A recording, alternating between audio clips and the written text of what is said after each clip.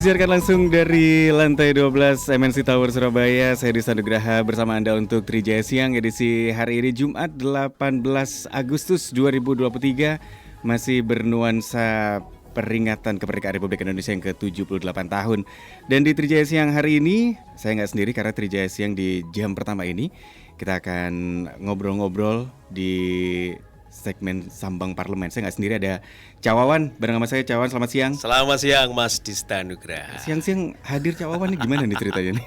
Ini spesial momen karena juga ada tamu spesial, jadi spesial momen. Kalau Sambang Parlemen nggak mungkin nggak ada Iya. anggota parlemennya ya Iya, toh. dan Nah, ini ada tamu istimewa siang hari ini di studio MNC Trijaya Surabaya. yes. Ada Mbak Diah Katarina dari fraksi PDIP, Partai Demokrasi Indonesia Perjuangan dari Komisi D. Kita sapa beliau, Mas Dista. Selamat siang. Siang Mas Dista, Mbak, sehat, Mbak? Pak Wawan, alhamdulillah sehat. Saya itu sebenarnya biasa manggilnya Bu Diah loh, tapi Diah. karena Cawan manggilnya Mbak Diah ya udah biar Ikut-ikutan ya. biar kita Biar awet muda deh. biar sebaya gitu kita ya Mbak Diah ya. Apa kabar hari ini Mbak Diah? Cerah sekali loh, pakai nuansa-nuansa agak Merah. pink Pinky. pink Oh, pinky. Barbie gimana gitu kayaknya ya. Masih dalam suasana kemerdekaan nih. Ya. Kalau bicara tentang pendidikan kayaknya kita hari ini menarik ya. Jadi nanti kita akan banyak mengulas tentang pendidikan di Kota Surabaya, Mas Dista. Dan nanti Mbak Dia tentu di Komisi DPRD Surabaya banyak berurusan ya dengan kondisi-kondisi yang ada di pendidikan Surabaya. Nanti banyak cerita-cerita juga, tapi seperti apa nanti cerita serunya, nah nanti akan kita dengarkan setelah mungkin ada yang lewat-lewat dulu. Mas Yes, Dista. nanti kita kupas ya. Yang kita kupas apa nih? Nanti kita bahas selama 1 jam di Sambang Parlemen. Sambang Parlemen bersama dengan Diah Katarina SPSI MSI dari Komisi D DPRD Kota Surabaya. Cawawan, Ya. kita kan kemarin peringatan kemerdekaan. Oh iya. Oke, kalau ngomongin merdeka tuh banyak hal kemerdekaan Wah, ya. banyak, ya. Kita udah merdeka belum Mas? Yang pasti sudah Cak Ilman. Cak Ilman, Cak Dista. Lo kan bingung kan? Apa Iya, dulu? saya lali Mbak. Jadi Cak Dista. Jadi Cak Dista tentu kalau kita bicara masalah kemerdekaan. Merdeka dari apa dulu? Merdeka dari apa itu, dulu Mbak, ini ya? Nah, tentu hal yang yang mendapatkan sorotan itu dari dulu tahun 45 sampai dengan hari ini itu tidak akan pernah lepas dari dunia pendidikan. Nah, dulu waktu tahun 45 mungkin sekolah itu sulit. Bagaimana orang bisa sekolah itu kan harus sembunyi-sembunyi. Nah, Dibatasi gitu apakah ya. sekarang kita sudah merdeka di dunia pendidikan khususnya? Nah, Mbak Dia ini tentu sangat paham dan sangat mengerti karena nyun sewu kalau Pak Bambang yang notabene suaminya Mbak Dia juga pendidikan dulu. Mbak Diahnya juga tentu banyak berkecimpung di dunia pendidikan. Betul. Nah, kalau potret sebenarnya seperti apa di Kota Surabaya ini, Mbak Dia? Monggo silakan Mbak Dia. Gimana Mbak Diah? Sebelum jauh bicara tentang pendidikan ya Mas, saya ingin menyamakan ini dulu visi ya. Iya. Karena orang kalau sudah bicara pendidikan selalu identik dengan sekolah, sebenarnya Iya. tidak. Nah, ini Ya kan? pencerahan ini. Iya, selalu kalau pendidikan urusannya masih sekolah. Betul, Pak, betul. Saya sangat nggak setuju. Ya, pendidikan ini sekolah itu hanya salah satu bentuk dari pendidikan formal. Ah iya, betul. Pendidikan itu ada pendidikan formal, non formal, informal. Betul. Yang formal itu ada salah satunya sekolah. Nah, kalau hanya bicara pendidikan terus langsung dihubungkan dengan hanya sekolah. Padahal pendidikan itu banyak sekali. Betul. Ya. Jadi tadi kalau langsung memang tentang sekolah ya sekolah. Iya. Tapi kalau pendidikan lebih Luas luas betul, ya. Mbak. Jadi itu yang sering apa ya? Jadi di masyarakat, jangankan di masyarakat, di kampus saja ya. Betul, Pak. Waktu saya kuliah itu masih ada dosen yang menganggap kalau pendidikan itu ya sekolah, seperti itu. Jadi waktu dulu sering saya diskusi, iya kenapa ya?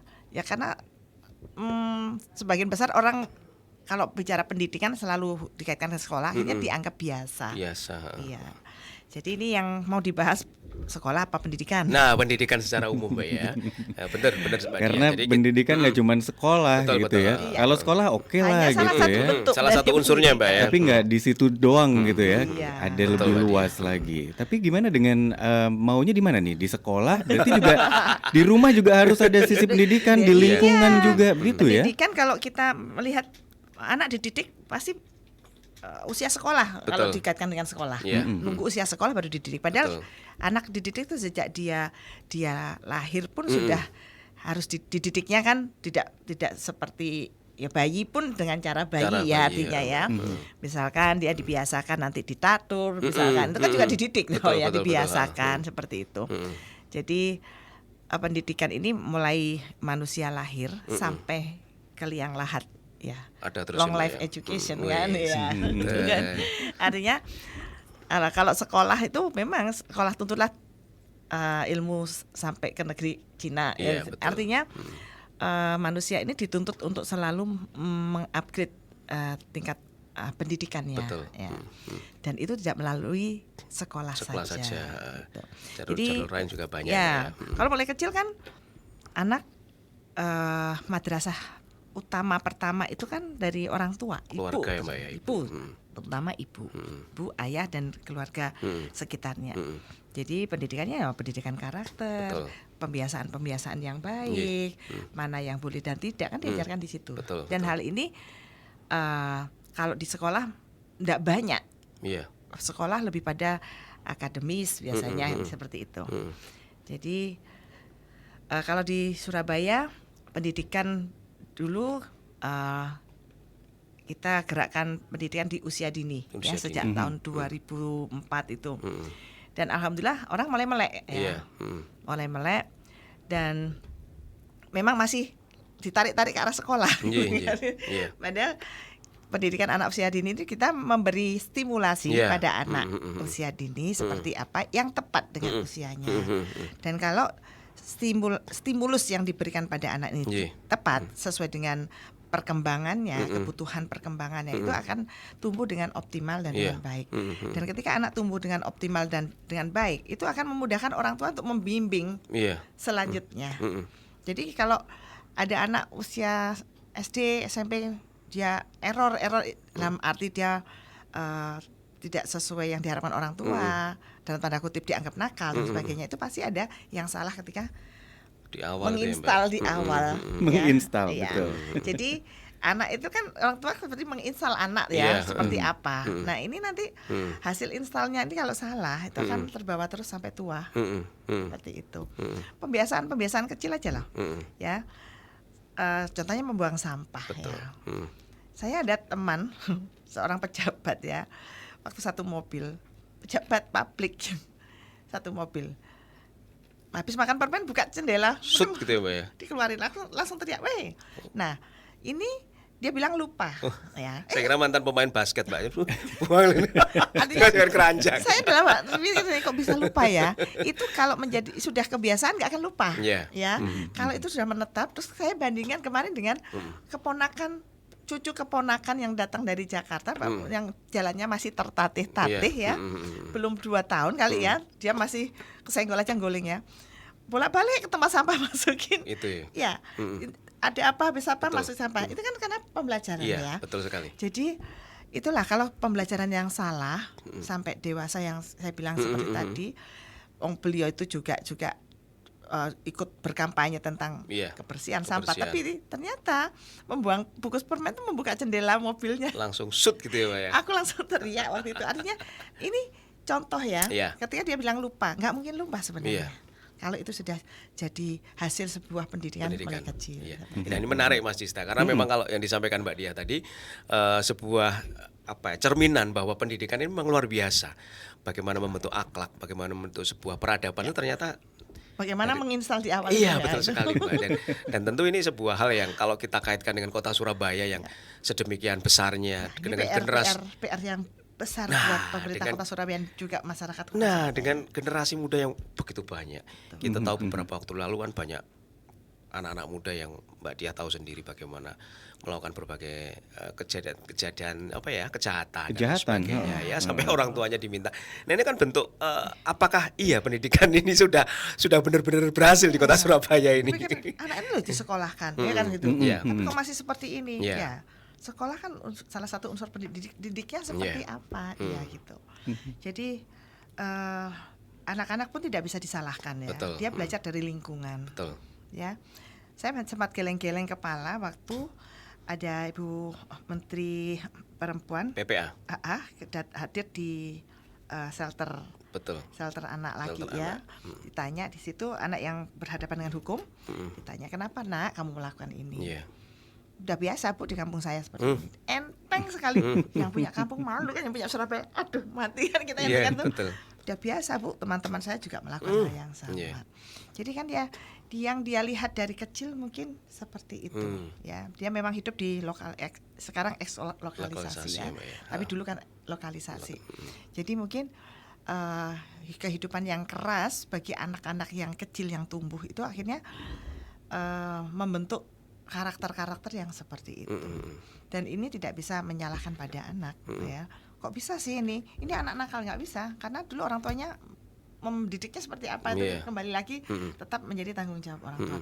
Kecuali kalau sudah dididik, nah ini kan ya mungkin ini mungkin dididik orang tuanya bagus, cuma dia bergaulnya dengan teman yang salah. Iya, Jadi betul sekali, Mbak. banyak hal. Betul sekali, Mbak. Karena anak-anak sekarang itu, Mbak, Ya. dididik pelajaran nggak melebu-melebu, Mbak. Tapi dididik untuk main slot, pinter, Mbak. Ini pendidikan loh, Mbak. Ya, jadi harus kreatif dalam mengemas materi pendidikan di sekolah menjadi hal yang disukai. Karena kalau dengan cara yang seperti dulu hanya satu arah dari guru ya, monoton, mungkin untuk zaman sekarang ya sudah membosankan bagi anak-anak. Betul. Kalau dulu gimana ya, kita suruh duduk manis sedekap, padahal pola belajar anak itu ada yang kinestetik. Bayangkan betapa tersiksanya dia ketika dia harus belajar dengan harus duduk manis sedekap, padahal dia anaknya kinestetik. Yo gak melebu Mas. Nggak masuk. Dan saya senang kalau sekarang ada sekolah-sekolah sudah membedakan ya, membedakan. Syukur kalau bisa membedakan kelasnya ya, kelas kinestetik, kemudian auditori ya, visual dibedakan, kemudian dikasih guru yang sesuai. Itu bisa misalkan perahu itu dayungnya bareng. Jadi nggak ada yang satu dayung, satu masih diangkat dayungnya, satu dimasukkan air. Kalau sama itu dayungnya bareng, jadi masuk airnya bareng, ngayuhnya bareng. Jadi dan itu memang nggak mudah, karena SDM guru juga terbatas. Betul. Jadi siapa tahu gurunya nggak ada yang kinestetik, ternyata muridnya banyak kinestetik, itu juga. Tapi dengan pemahaman, dengan pengetahuan yang luas, guru akhirnya diharapkan bisa meskipun dia bukan kinestetik, tapi dia akhirnya bisa beradaptasi dengan muridnya ya. Seperti apa, membawa muridnya seperti apa, dan kalau dia memahami akan lebih mudah memberikan pembelajaran pada anak-anak. Iya, benar sekali nih Mbak Dia. Karena tentu kita ingat dengan metode pembelajaran sekarang Mas Dista. Sekarang kan metodenya kan merdeka belajar ya, Mbak ya. Kalau dulu kan nggak pernah ada yang namanya merdeka belajar ya belajar, tapi sekarang dengan metode merdeka belajar. Anak-anak sudah diajari untuk berkreasi, mencari topik sendiri, kemudian mencari permasalahan sendiri, kemudian mengatasi sendiri, seperti itu dengan teman-teman, dengan grup gitu ya. Jadi menarik sebenarnya. Dan memang guru yang sudah terbiasa memberikan materi lurus satu arah itu ya harus belajar juga. Karena guru jadi berkolaborasi dengan siswanya gitu ya. Sebenarnya mengasihkan. Cuma memang kalau dulu ya, kalau kita pelajaran tuh kayaknya kita dituntut ngapalin, harus target ini harus selesai. Misalkan IPA itu harus mengenal macam-macam spesies dengan hafalan dan sebagainya. Sekarang enak. Itu dengan langsung praktek ya, misalkan ini pisang-pisangan, keluarganya apa, itu langsung melihat barangnya, kemudian langsung dioncei ya. Kemudian dari pohon pisang itu sudah ada pelajaran matematika, ada IPA, ada sosial juga kan gitu. Misalkan tingginya berapa meter, lingkarnya itu sudah matematika. Kemudian kalau ini bentuk pisangnya, terus pelepahnya, daunnya apa itu biologi ya. Kemudian pemanfaatan pisangnya bisa sosial dan sebagainya. Seperti itu. Jadi mengenal satu objek ini langsung menyeluruh. Secara holistik dipahami. Memang agak lama daripada yang dengan ngapalin itu kan langsung banyak ngerti, tidak penting, yang penting hafalan gitu. Ya. Sampai sekarang kadang saya hafalan waktu SD itu mancep tuh masih apal. Apal. Cuma kadang ya nggak paham dulu tuh apa gitu. Dia paling buat apa ya gitu ya. Tapi ya karena ulangannya kan juga harus ngapalin toh, Betul. Mbak. Mau nggak mau harus ngapalin. Jadi kalau yang punya memori kuat hafalan seneng. Tapi yang dia kalau nggak suka, dia akan tersiksa dengan cara seperti itu. Dan nilainya pasti jelek. Jelek ya. Nah, ini sesuatu yang menarik Mas Dista. Dan nilai jelek itu kan akhirnya anak dijudge dia bodoh. Padahal enggak. Karena ya enggak sesuai dengan kecerdasan yang dia miliki. Betul. Ya kan? Betul. Manusia tuh punya kecerdasan masing-masing. Punya semua, cuma mana yang menonjol mana. Mana yang kurang. Dan itu kan saling mengisi. Seperti saya misalkan nggak ngerti musik ya. Nah kalau misalnya pelajaran musik, saya lah begini, apa ya terus dianggap bodoh? Enggak juga, karena nyanyi saya bisa, hanya alat musik nggak ngerti, not balok nggak ngerti, tapi nyanyi nggak pernah falas. Nah kan bingung kan gitu kan. Jadi, tapi ketika ulangan ini not balok, udah ampun deh. Udah dapat nilai jelek pun saya sudah pasrah. Karena saya belajar kayak apapun, angel banget sih. Gitu, ya? Mending matematika hitung-hitungan sing ping kali tambah sudah berkurang ping poro kapit. Zaman kuno ya. Ini Gen Z bingung nih artinya apa gitu ya. Pengurangan, pengkalian dan lain sebagainya. Kalau dulu jago pembagian pakai ini. Poro kapit itu jago. Padahal ada teman yang nggak bisa, tapi dia gambarnya bagus banget. Tapi akhirnya apa? Dia nggak naik kelas. Sampai 3 kali nggak naik kelas 1 3 tahun. Tapi lukisannya bagus. Kayak maestro. Waktu SD pun sudah. Nah, kalau zaman sekarang kan sudah, mungkin dia sudah nggak perlu. Dia bisa homeschooling. Ya. Diasah aja melukisnya. Ini sambil belajar, nggak perlu dia harus memahami detail-detail supaya nggak tambah stres dia. Jadi kalau nggak paham memang dipaksa kayak apa? Jadi anak-anak itu memang harus mempunyai kemerdekaan ya Mbak ya di dunia pendidikan ya, sesuai dengan talenta mereka. Nah nanti kita lanjut Mas Dista. Ini menarik ini Mas Dista. Termasuk juga saya pengen tanya nih, termasuk juga PAUD Surabaya tadi yang sudah sempat disinggung sama Mbak Dia itu kan. PAUD Surabaya ini kayak kebanggaannya Surabaya nih ya, karena kota-kota lain kayaknya nggak concern di situ. Jadi pakarnya ini ya. Makanya saya akan sangat pakarnya nggak sih. Kalau saya melewatkan pertanyaan tentang PAUD itu akan sayang sekali gitu. Nanti kita lanjutkan lagi di Sambang Parlemen ya. Iya, pendengar Trijaya masih kembali di Sambang Parlemen. Kita masih bersama dengan Dia Katarina dari Komisi DPRD Kota Surabaya dan masih ada Cak Wawan juga bersama saya.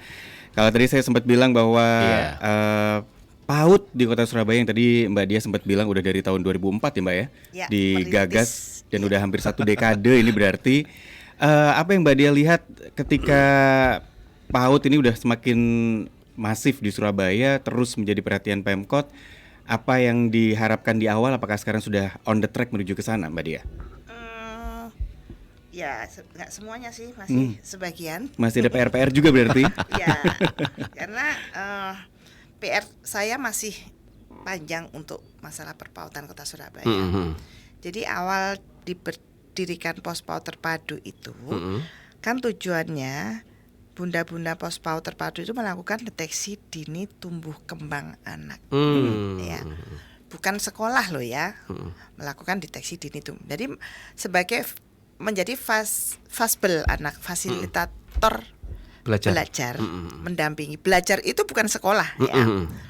Anak tadinya nggak bisa nutup botol, jadi nutup botol, kan bisa, belajar.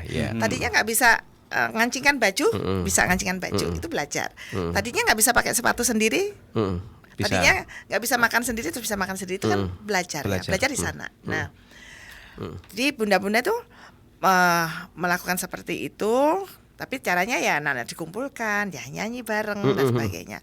Cuma akhirnya keseret-seret, terus diajak mewarnai lah. Ini sudah perang saya kalau sudah anak 4 tahun ke bawah disuruh mewarnai. Ya. Seperti di sekolah-sekolah TK. Jadi mereka tidak seperti itu. Jadi melakukan deteksi dini tumbuh kembang, bundanya itu punya kakak ayah kartu kembang anak. Jadi dilihat anak ini usia 2 tahun 3 bulan dia harusnya bisa apa. Ternyata dia nggak bisa. Misalkan dia harus bisa melempar kertas ke sana, kertas di wel-wel gitu ya Mas ya, dilempar atau suruh engkle, itu seberapa. Nah, ceknya di situ melakukan deteksi. Terus anak ini 3 tahun kok ngomongnya belum lancar ya, kenapa? Kemudian melakukan home visit, ternyata di rumah memang nggak pernah diajak omong, nggak pernah dikutang, ya mungkin yang ngomong neneknya yang mungkin disambi-sambi, jarang ngajak omong kan ada ya macam-macam, sehingga dia ngalami speed delay. Nah ketika ada anak speed delay, apa yang harus dilakukan? Lapor puskesmas dan sebagainya. Jadi harusnya seperti itu yang dilakukan oleh Bunda Pospaut. Namun secara administrasi awalnya itu Pospaut terpadu itu ada di Bappemas KB, ya karena lebih pada pendidikan keluarga kan. Cuma ketika ingin memberikan apresiasi kepada Bunda Pospaut memberikan transport, itu karena ada P-nya pendidikan ya, kayaknya rumahnya dipindah ke Diknas. Ya rumahnya untuk supaya bisa mengeluarkan anggaran bantuan transportasi. Nah, tapi setelah masuk di Diknas, akhirnya bunda-bunda yang tadinya hanya harusnya melakukan deteksi dini tumbuh kembang seperti itu simpel dan tidak harus guru, ya. Ini kader atau kader PKK yang terlatih ya, dilatih kan secara bertahap, dilatih dulu tuh. Tidak harus guru. Akhirnya ditarik-tarik administrasinya seperti guru. Karena rumahnya ada di Diknas. Nah, ini saya masih memperjuangkan balik lagi ke DP 3A P2KB atau tetap di Diknas tapi administrasinya disimpelkan. Jangan disamakan dengan guru. Akhirnya kan sibuk untuk administrasi lupa dengan tugas utamanya ya, Pak, memfasilitasi anaknya dari keteteran. Seperti itu. Dan kemudian disibukkan lagi dengan kalau sudah ada dapat BOP harus SPJ-nya bagaimana dan ribet. Memang kewajiban ya. Cuma hal semacam itu akhirnya melencenglah dari membebani dari bunda-bunda Pospaut ini. Kemudian misalkan belanjanya harus di sini, nggak boleh sini, speknya harus begini. Padahal tanpa itu pun sebenarnya nggak apa-apa. Memang butuh duit ya, duit untuk operasional dan sebagainya. Kadang kita kan berkegiatan di balai RW, ya butuh tikar, butuh apa seperti itu. Kalau masih kebutuhan seperti itu nggak apa-apa. Kadang kan akhirnya ada kebutuhan harus beli kertas, sudah ditentukan. Nah, kertas buat apa? Sampai berem-rem di balai RW itu Medak Jaya kan gitu. Nah sebenarnya aku bingung kan Mas, saya kan hanya di kebijakan, tidak di teknisnya seperti itu kan. Nah ini sering saya ajak bicara teman-teman di Diknas dan DP 3A P2KB. Kemarin juga ketemu Pak Sekda. Tolong Pak Sekda ngerti banget karena beliau pernah di pendidikan dan pernah di Bappemas. Betul. Katanya malah gini, dulu di Bappemas tak oncal pendidikan, tiba saya masuk pendidikan. Tetap juga kena gitu ya. Tapi kan senang saya beliau ngerti sejarah kan. Jadi artinya ayo Pak ini dibicarakan lagi. Karena apa? Kasihan bunda-bunda ini akhirnya terlalu disibukkan dengan urusan administrasi. Sebenarnya dia hanya melakukan tumbuh kembang ini, melakukan deteksi dini tumbuh kembang anak aja. Kecuali kalau guru TK lah, barulah itu pendidikan formal kan gitu. Jadi ini ya masih belum seperti cita-cita yang dulu ya. Padahal konsep awalnya sebenarnya udah jelas gitu ya. Semakin diperhatikan tapi jadi ada melenceng-melencengnya gitu. Sebenarnya tidak berniat jelek sih sebenarnya Mas. Memang kita tuh kalau sudah berurusan dengan anggaran, pertanggungjawaban selalu kaitannya dengan undang-undang kan seperti itu. Jadi undang-undangnya seperti ini Bun. Kalau di Diknas seperti ini. Jadi untuk dapat transportasi itu harus memenuhi syarat ini jeng ya. Jadi aduh kukur dulu memperjuangkan supaya dapat ternyata burinnya bendol-burinya Jadi perlu dipikirkan kembali. Sebenarnya simpel sih, PAUD pendidikan anak usia dini. Mendidik anak itu biasanya orang kan anak tidak perlu dididik diumbar dia nanti iso-iso dewe kan gitu. Nah ini yang salah. Justru supaya optimal orang tua maupun Bunda Pospaut atau orang dewasa yang ada di sekitar anak itu melakukan stimulasi pada anak. Dan padahal anak itu kalau diberstimulasi itu luar biasa Mas. Saya beberapa kali melihat anak 2 tahun itu sampai terlongong-longong ya. Dalam sebulan ini ada 1, 2, 3, 4 Iya. anak, ada ya ponakan, ada yang cucu ponakan, ada cucunya teman. Sampai gini, anak ini otaknya terbuat dari apa ya? Sudah sekali.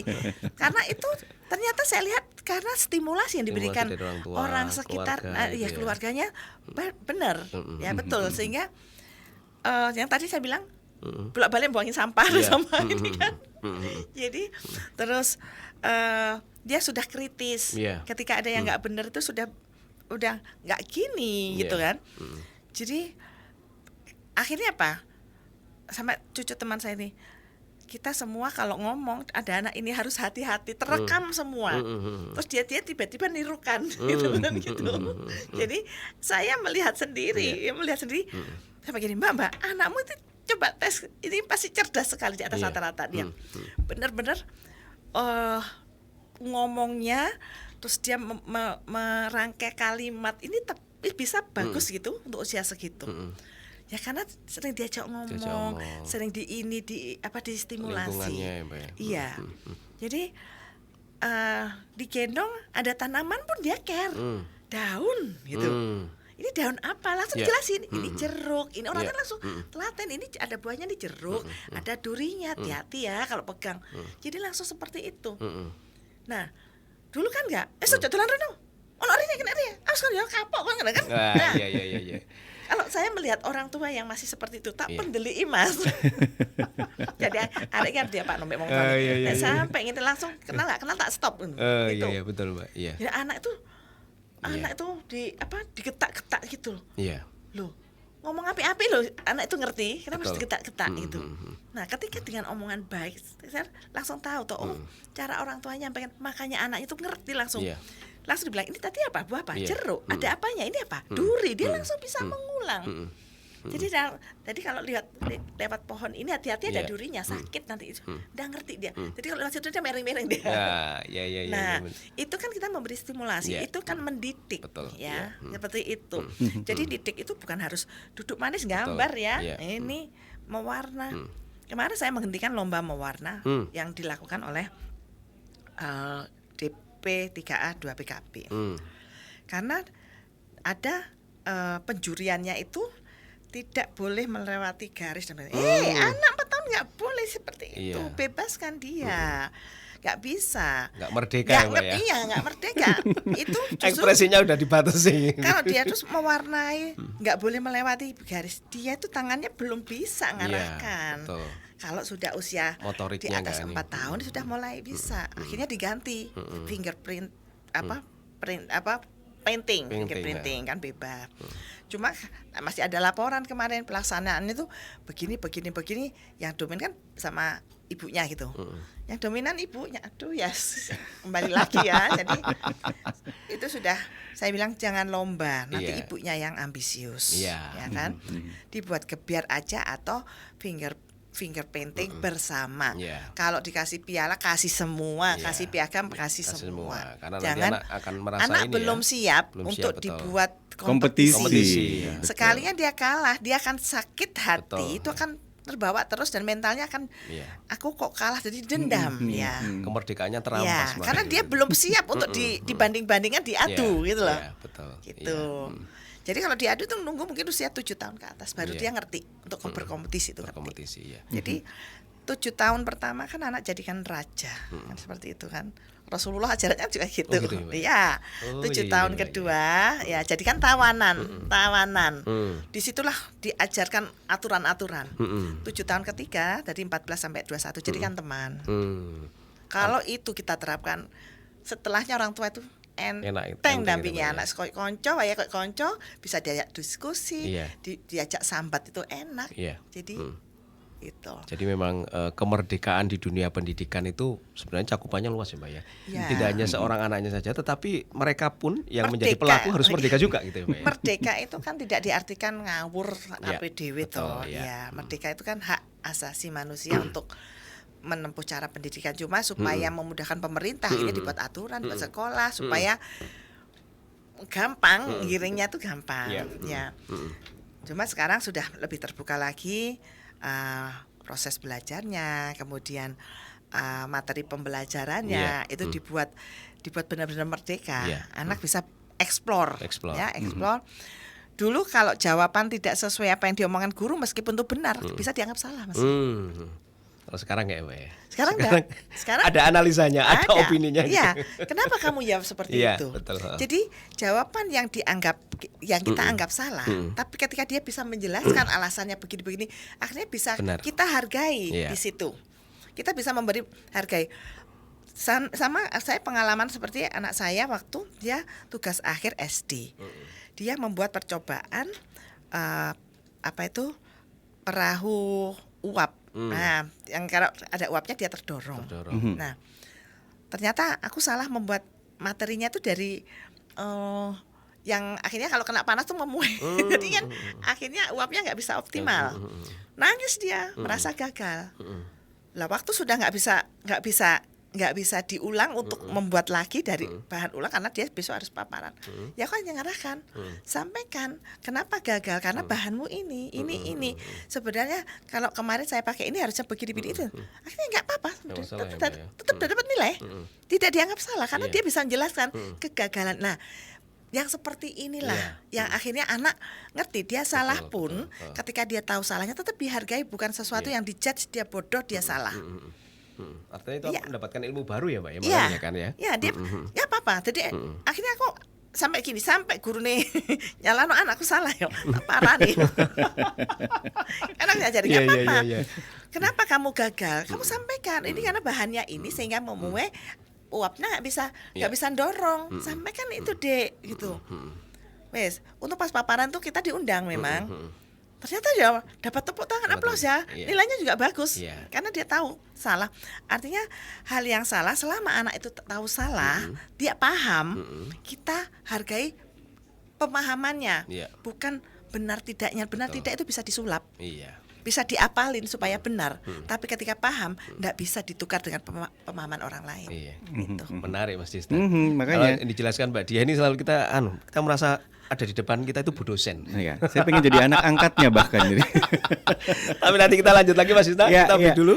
Kita ada satu sesi lagi nanti terakhir untuk Sambang Parlemen hari ini. Kembali di Sambang Parlemen, masih bersama dengan Dia Katarina dari Komisi DPRD Kota Surabaya Cawawan. Ya, kita di segmen terakhir Cak Dista. Satu teringat-teringat sama Cak Hilman. Pemain pengganti kangen apa piye Ya, di segmen terakhir ini tentu kita pengen tahu sama harapan juga dari seorang legislator senior di DPRD Kota Surabaya. Apalagi concern banget dengan pendidikannya. Gitu, konsen terhadap pendidikan, konsen terhadap tumbuh kembang anak, konsen terhadap ibu-ibu juga. Nah, gitu. Apa Mbak sebenarnya yang menjadi concern panjenengan, harapan panjenengan terhadap dunia pendidikan secara umum, secara global, dan juga harapan-harapan jenengan terhadap tumbuh kembang anak khususnya dalam memerdekakan diri untuk bisa meraih harapan dan cita-cita mereka ini, Mbak. Iya. Untuk kalau lainnya pendidikan anak ya. Jadi pengennya tuh orang tua itu menjadi orang tua yang cerdas. Nah, dari orang tua dulu berarti ya. Dari orang tua dulu. Sepakat ini, Mbak. Makanya sekarang program ada canting untuk calon pengantin ya. Ada pembekalan. Cuma ya niatnya bagus. Tapi teknisnya ini yang bertele-tele sehingga pada saat saya reses banyak yang ngeluh harus ikut Zoom, nunggu jam sekian dijantur dan sebagainya karena nunggu peserta lain atau apa, saya kurang tahu. Pokoknya orang yang mau menikah ini jadi sampai Pak Naibnya itu juga ikut ngeluh, kasihan Bu yang nikah Bu, harus ini gini karena itu jadi persyaratan dan sebagainya. Nah, sesuatu yang baik kalau teknisnya dilakukan dengan kurang tepat itu akan jadi masalah baru, ya kan? Jadi sebenarnya sekolah orang tua itu harus sudah ada. Kalau Surabaya punya sekolah orang tua, wah itu keren. Sekolah orang tua atau pendidikan untuk orang tua. Jadi sebenarnya sudah ada kan BKB, Bina Keluarga Balita. Cuma kan itu hanya untuk orang tua balita. Memang sudah ada Bina Keluarga Remaja, Bina Keluarga sampai lansia kan. Artinya cuma nggak mas apa ya mas, Nggak masih sinkron ya, Mbak, ya? sepotong Parsial ya, Mbak ya. ya parsial karena memang tapi sudah lumayan dibanding kota lain mungkin ya. Surabaya sudah mengemuka. Cuma yang namanya kalau bisa bina keluarga itu mulai yaitu tadi bayi lahir sampai anak katakanlah dewasa ya. Atau batas usia anak sampai 18 tahun. Itu dikuati. Nanti setelahnya memang ada bina keluarga tadi, sekarang ada bina keluarga lansia. Itu kan supaya dalam keluarga ini ketika ada di situ ada lansia, seluruh keluarga itu juga care gitu kan. Kadang lansia itu kan putune sumek dewe, anaknya umek dewe, dia tak kesepian. Nah, makanya sekarang ada posyandu lansia. Nah, ini bagi di situ kalau ada penggerak lansia yang masih aktif dan dia bisa opera-opera hidup kegiatannya. Tapi kan ada yang lansia mungkin sudah sakit-sakitan, gak ono sing jawil, di rumah kesepian. Itu kan tambah terpuruk gitu ya. Terpuruk. Jadi mudah-mudahan ke depan Surabaya ini yang semakin hari semakin baik ya, program-program untuk keluarga ini tidak hanya wacana dan tidak hanya membuat gebiar-gebiar saja peresmian seperti Balai RW sebagai puspaka dan sebagainya, tapi benar-benar kualitasnya juga harus mengikuti. Boleh digebiar boleh. Biar dulu supaya orang noleh semua apa itu kan gitu kan. Setelah itu diisi penguatan diisi. Dan yang saya sayangkan ya, saya sering kritisi Surabaya ini untuk ke PKK-an ini sangat jauh dibanding sekian tahun yang lalu. Saya tidak membandingkan dengan siapa ketua PKK-nya, siapa kader PKK-nya ya. Tapi gaungnya seperti tidak ada di kota Surabaya ini. Padahal PKK ini adalah ada di seluruh kota-kota di seluruh Indonesia ya, gerakan PKK. Nah, Surabaya memang membranded dengan kader Surabaya hebatnya. Padahal itu ya embrionya PKK. Cuma dijadikan satu. Kalau di PKK kan kadernya ada kader spesial kan, kader lingkungan sendiri, kader posyandu sendiri, supaya bisa intens di situ. Tapi yang sekarang kan dijadikan satu kader harus ngerti sembarang kalir. Dan yang saya kritisi ini tanpa pembekalan, langsung dicul gitu kan. Langsung dia di branded, kamu harus bisa begini. Nah, memang ini di Dinas Pendidikan, Dinas Kesehatan sedang ada pembekalan, tapi 28.000 KSH. Apakah dengan secara bergilir diberi pembekalan? Kapan selesainya? Sebenarnya dari PKK itu direvitalisasi aja, yang ada ditoto maneh. Ditoto maneh strukturnya, kemudian dikuatin, ini didata lagi, ini kader ini. Itu akan jadi bagus. Yang dulu nggak sempat saya lakukan karena memang keterbatasan anggaran. Nah, sekarang anggaran dibuat kegiatan yang gebiar-gebiar kayak gitu. Wah, itu coba zaman dulu dibuat program semakin kuat. Nggak perlu gebiar-gebiar di gedung mana dikumpulkan, sak Surabaya kumpul di sana lah. Apa bedanya dengan zonasi sekolah? Sekolah digolek cedek omah, tapi ketika kader bertemu toko pakal ketemunya neng kono, numpak bemo macet di jalan ya kan? Polusi banyak di jalan. Nah, kenapa harus lakukan seperti itu? Lakukan revitalisasi PKK. Selesai semua urusan. Semua program pemerintah lewatkan PKK yang kemasyarakatan beres. Asal PKK-nya dikuatin. Dan mereka yang namanya kader PKK enggak pernah mikir duit, enggak pernah mikir insentif dari dulu. Dia melakukan aja sudah senang. Dan sekarang karena bentuk kita memberikan apresiasi, ada transport dan sebagainya. Tapi dengan adanya KSH, di-branded dulu dengan KSH, terus langsung disiapin uangnya seperti gajian, akhirnya ya mentalnya seperti pekerja jadinya. Cuma tetap tidak layak. Pekerja seperti itu hanya dapat uang segitu. Karena jadinya pekerja begitu ya, mindsetnya ya. Mindsetnya kayak seperti lowongan kerjaan itu, ya kan? Akhirnya jadi nggak layak. Tapi kalau mindsetnya memang bekerja untuk kemasyarakatan, ada insentifnya jadi lebih layak gitu. Misalnya masnya yang jadi KSH ya, suatu saat berhalangan, ada kondangan ponakan mantu, nggak bisa kerjaanku tolong tugasku kerjakan ya, kamu yang dapat duit kan gitu. Kalau dulu waktu PKK, aku tak nang pasar ya, nimbange Bu, timbang nasi aku pasar dulu bisa dilakukan. Bu, aku terus anakku sekolah, nimbangnya tak tinggal dulu, ada yang melakukan. Jadi kegotong royongan dulu tuh ada. Yang sekarang ini menipis.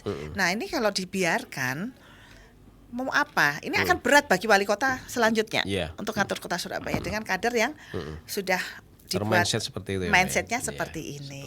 Iya. Jadi saran saya revitalisasi PKK, kuatkan kembali. PKK itu sampai ada di Dasawisma. Perpuluhan. Jadi sampai masuk rumah itu ada. Jadi ada program apa, titipkan di PKK, tumpangkan di PKK itu sampai rumah sudah. Seperti itu. Asal dikuatkan. Jangan dicul wis nggayo PKK apa kegiatanmu cuma arisan kumpul-kumpul. Ya karena tidak dikuati tadi, tidak dibekali. Ya tolong yang itu dikuati. Jadi kasih pembekalan sampai kelompok-kelompok PKK di tingkat RT, RW seperti itu. Siap. Jadi memang sebenarnya sudah ada organisasinya sampai kecil, kesejahteraan. Iya, sudah ada wadahnya Sudah sebenarnya. ada wadahnya. Tinggal ditoto maneh, dikuatin lagi, dibekali lagi dengan perkembangan zaman seperti ini dibekali lagi. Itu sebenarnya sampai ya satu rumah perpuluhan ya, Dasawisma. Kira-kira sampean kalau 10 rumah ke kanan, 10 rumah ke kiri ya. Kalau ada tetangga kelaparan tahu nggak? Kalau ada tetangga stunting tahu nggak? Atau ada yang melahirkan tahu nggak? Kalau cuma 10 kiri kanan. Untuk data itu akan gampang. Karena dia bisa melihat. Di itu ada KDRT, anak nangis di situ dikepuki bapake. Tahu. Tahu. Nggak perlu KSH yang dari RW lain dia tugas di situ. Ngerti nggak? Nggak ngerti. Dia kesehariannya nggak tinggal di situ. Akhirnya ketika ngisi ada nggak kejadian KDRT? Nggak ada. Nggak ada. Karena apa? Kalau dijawab ada, pertanyaannya makin panjang. Bentuknya apa? Dan semakin panjang, males. Nggak ada Karena waktu. ngerasa bukan bagian dari kehidupannya gitu ya. Dan kalau tidak segera di submit, duitnya nggak segera cair. Nah, larinya ke sana. Orientasinya beda ya. Ya, jadinya. sehingga ngisinya banyak yang asal mengisi. Tidak sesuai fakta di Asal lapangan. diisi. Ya. Bahkan ketika dia nggak repot, bisa-bisa anaknya disuruh ngisi. Kacau lah Mbak ya. Seperti itu. Itu yang saya Oke. temukan saat saya reses. Dan itu pengakuan mereka langsung. Aduh ya. Mudah-mudahan bisa segera ditindaklanjuti karena itu bisa menjadi solusi dan Jadi bom waktu nanti Pak Ya, Surabaya. betul, sepakat. harusnya itu bisa jadi solusi yang memudahkan dan membantu kesejahteraan warga juga. Harusnya Ya. penguatan PKK itu. Penguatan PKK. Baik. Terima kasih Mbak Dia sudah hadir di Sabang Parlemen. Mau kita terusin sampai sore apa gimana nih? Sampai subuh ya apa-apa. Mas. Mbak Dia hadir itu sudah luar biasa, menyita waktu beliau dan 1 jam kita bersama beliau. Semoga lain waktu kita bisa bersama lagi Mbak Dia dengan Insya topik-topik yang Allah, berbeda. ya. Iya. Terima kasih, selamat siang. Siang masih sama.